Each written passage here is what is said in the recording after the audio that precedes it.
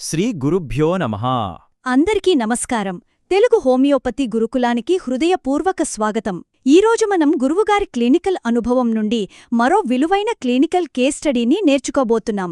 నిజానికి ఒక నిపుణులైన వైద్యుడు క్రానిక్ కేసును ఎలా పరిశీలిస్తారో, ఎలా విశ్లేషిస్తారో మరియు మందులు ఎలా నిర్ధారిస్తారో అనేది మనం ఈ విశ్లేషణ ద్వారా చాలా స్పష్టంగా తెలుసుకోబోతున్నాం. ముందుగా గురువుగారు హోమియోపతి సైన్స్ రీసెర్చ్ ఫౌండేషన్ హెచ్ఎస్ఆర్ఎఫ్ వ్యవస్థాపకులు మరియు అధ్యక్షులుమైన శ్రీ పి.వి. సత్యనారాయణ గారికి మన ప్రణామాలు. 1987లో స్థాపించబడిన ఈ హెచ్ఎస్ఆర్ఎఫ్ సంస్థ బెంగళూరులోని డిఆర్డిఓ టౌన్షిప్ క్లినిక్ ద్వారా దాదాపు 4 దశాబ్దాలుగా ఉచిత క్లాసికల్ హోమియోపతి సేవలను అందిస్తూనే ఉంది. గురువుగారు ఇప్పటికీ తమ వైద్య సాధనతో పాటు ఆత్కూర్ లాంటి ప్రాంతాల్లో ఉచిత వైద్య శిబిరాలు నిర్వహిస్తూ ఎంతోమంది ప్రాక్టీషనర్లకు మార్గనిర్దేశం చేస్తూ సమాజానికి నిరంతరం సేవ చేస్తున్నారు. సరే, ఈ విశ్లేషణలో మనం ఏమేం చూడబోతున్నామంటే, మొదట కేస్ హిస్టరీ అంటే ఆ 13 ఏళ్ల వేదన, తర్వాత క్లినికల్ విశ్లేషణ, లక్షణాల సమూహాన్ని ఎలా తీసుకున్నారో చూస్తాం. ఆ తర్వాత మొదటి ప్రిస్క్రిప్షన్ ప్రోటోకాల్, అటుపైన ఫాలోఅప్ మరియు రెండవ ప్రిస్క్రిప్షన్. చివరగా ఈ కేస్ ద్వారా మనం నేర్చుకోవాల్సిన ప్రాక్టికల్ ముఖ్యాంశాలను చర్చిద్దాం. సెక్షన్ 1 కేస్ హిస్టరీ, ఆ 13 ఏళ్ల నరకయాతన. ఈ కేస్ హిస్టరీ గమనిస్తే 37 ఏళ్ల వయసున్న ఒక పేషెంట్కి దాదాపు 13 ఏళ్ల క్రితం సిజేరియన్ సర్జరీ జరిగింది. అప్పటినుంచే ఆవిడకు తీవ్రమైన నొప్పులు మొదలయ్యాయి.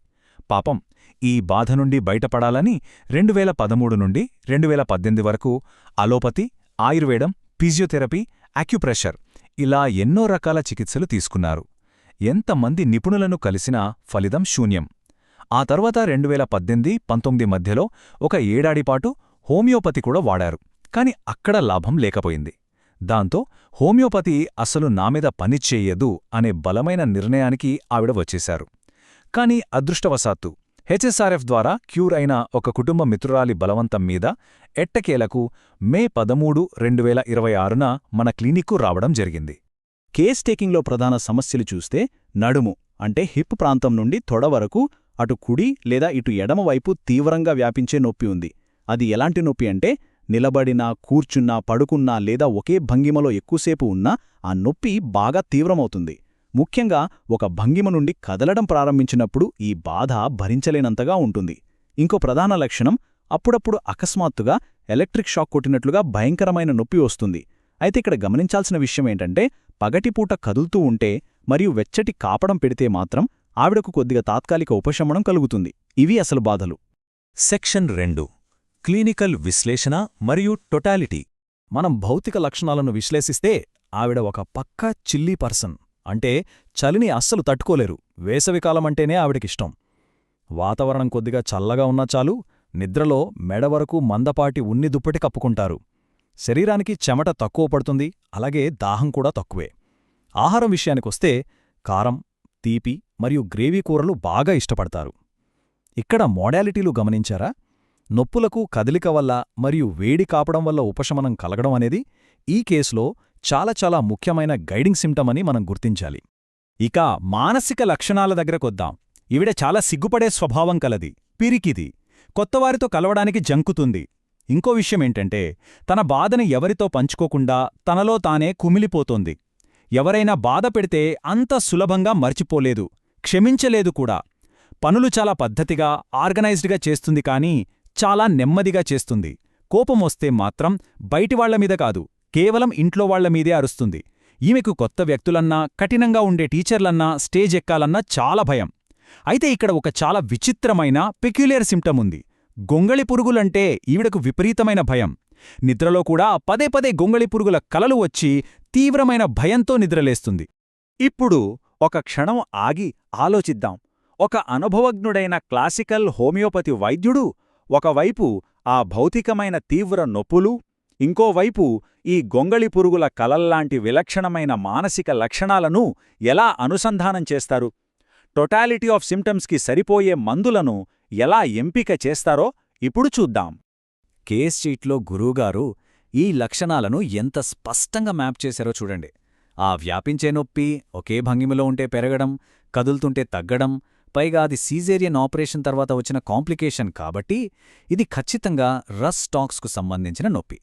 ఇక సడన్గా ఎలక్ట్రిక్ షాక్ లాంటి నొప్పి రావడం అనేది నేరుగా ఫైటోలాకా డెకాండ్రాను సూచిస్తుంది.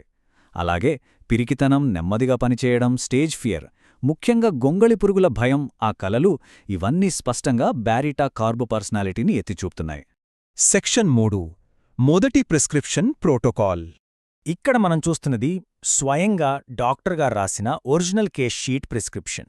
ఒక క్రానిక్ కేసును అటెండ్ చేసేటప్పుడు కేవలం ఒక మందు ఇచ్చి వదిలేయకుండా వ్యాధి యొక్క మూలాలను మరియు అడ్డంకులను తొలగించడానికి ఒక అద్భుతమైన లేయర్డ్ అప్రోచ్ ఎలా తీసుకున్నారో ఇది మనకు కళ్ళకు కట్టినట్లు చూపిస్తుంది.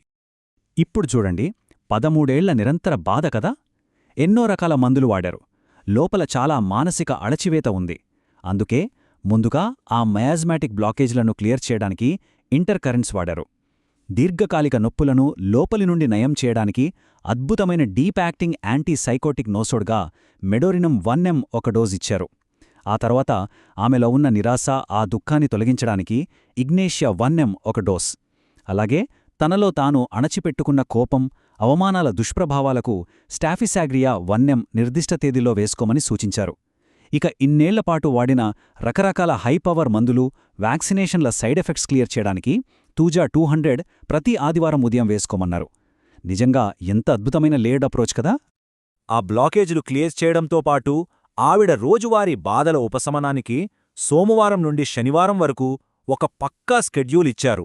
ఆమె పర్సనాలిటీకి ఖచ్చితంగా సరిపోయే బరైటా కార్బ్ 30 ప్రతిరోజు ఉదయం 6 గంటలకు, కండరాల నొప్పులు, ఆపరేషన్ కాంప్లికేషన్ల కోసం రూస్టాక్స్ 30 ఉదయం 11 గంటలకు మరియు మళ్లీ రాత్రి 9 గంటలకు, ఆ ఎలక్ట్రిక్ షాక్ నొప్పుల కోసం ఫైటోలాకా 30 సాయంత్రం 4 గంటలకు ఇచ్చారు. దాంతోపాటు నొప్పి ఉన్న ప్రాంతంలో రోజుకు 2 సార్లు మసాజ్ చేసుకోవడానికి ఎక్స్టర్నల్గా పెయిన్ ఆయిల్ కూడా సూచించడం జరిగింది. సెక్షన్ 4 ఆ తర్వాత జరిగిన ఫాలోఅప్ మరియు రెండవ ప్రిస్క్రిప్షన్. 13 ఏళ్లుగా అలోపతి, ఆయుర్వేదమంటూ ఎన్నో వైద్యాలు చేసినా తగ్గని ఆ నరకయాతన నుండి కేవలం 75 రోజుల్లో 80% ఉపశమనం లభించింది. అసలు మందులు వాడటం మొదలుపెట్టిన మొదటి నెలలోనే 60% నొప్పి తగ్గిపోయిందని పేషెంట్ ఎంతో ఆనందం వ్యక్తం చేశారు. సరైన క్లాసికల్ హోమియోపతి ప్రిస్క్రిప్షన్ పవరేంటో ఈ కేసు స్పష్టంగా నిరూపిస్తుంది. ఒకప్పుడు హోమియోపతి తన మీద అసలు పనిచెయ్యదు అనుకున్న ఆమె ఇప్పుడు దానిపై సంపూర్ణ విశ్వాసంతో ఉన్నారు. పేషెంట్లో చాలా అద్భుతమైన మార్పు వచ్చింది. కాబట్టి ఆ క్యూర్ను అలాగే ముందుకు తీసుకువెళ్లడానికి జులై 27, 2026న రెండవ ప్రిస్క్రిప్షన్ ఇచ్చారు. మొదటిసారి 30 పొటెన్సీ వాడితే అప్పుడు పేషెంట్ శరీరం మందును రిసీవ్ చేసుకుంటున్న తీరు గమనించి ఈసారి పొటెన్సీలను 200cకి మరియు 1mకి పెంచారు. ఈ 60 రోజుల ఫాలోఅప్ ట్రీట్మెంట్ ప్రోటోకాల్ను గమనించండి. థూజాని 1mకి పెంచి ఆగస్ట్ 1న సింజిల్ డోస్ ఇచ్చారు. బెరిటా కార్బ్ 200 మరియు ఫైటోలక్కా 200లు ఒక్కో రోజు గ్యాప్తో ఉదయం పూట ఆల్టర్నేట్గా వేసుకోమన్నారు. ఆ మధ్యలో వచ్చే ఖాళీ రోజులలో రస్టాక్స్ 200 వేసుకోమన్నారు. హయ్యర్ పొటెన్సీల ఫ్రీక్వెన్సీని ఎలా కంట్రోల్ చేయాలో, క్యూర్ను ఎలా స్థిరపరచాలో ఈ ప్రిస్క్రిప్షన్ మనకు స్పష్టంగా నేర్పుతుంది. సెక్షన్ 5 ఈ కేసు నుండి మనం నేర్చుకోవలసిన ముఖ్యాంశాలు. అవే ఎడ్యుకేషనల్ పర్ల్స్. సాధారణంగా రస్టాక్స్ అనగానే మనకు కీళ్లనొప్పులు, బెణుకులు ఇవే గుర్తొస్తాయి కదా. కానీ సర్జరీల తర్వాత, ముఖ్యంగా సిజేరియన్ లాంటి ఆపరేషన్ల తర్వాత ఏళ్ల తరబడి వేధించే కాంప్లికేషన్స్ను నయం చేయడంలో కూడా రస్టాక్స్ చాలా అద్భుతంగా పనిచేస్తుందని గురువుగారు ఈ కేస్ షీట్లో ప్రత్యేకంగా రాశారు. ఇది నిజంగా చాలా విలువైన క్లినికల్ అబ్జర్వేషన్.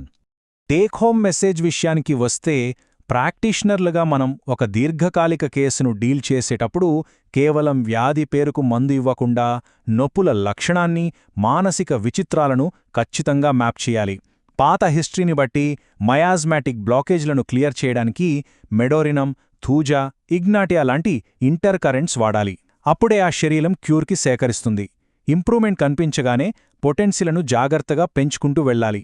ఇంత అద్భుతమైన క్లినికల్ జ్ఞానాన్ని అందించిన గురువుగారు శ్రీ పివి సత్యనారాయణ గారికి, 4 దశాబ్దాలుగా నిస్వార్థ సేవ చేస్తున్న హెచ్ఎస్ఆర్ఎఫ్ సంస్థకు మరియు తమ సమాచారాన్ని విద్యా ప్రయోజనాల కోసం ఉపయోగించడానికి సహకరించిన ఆ పేషెంట్కు మన హృదయపూర్వక కృతజ్ఞతలు.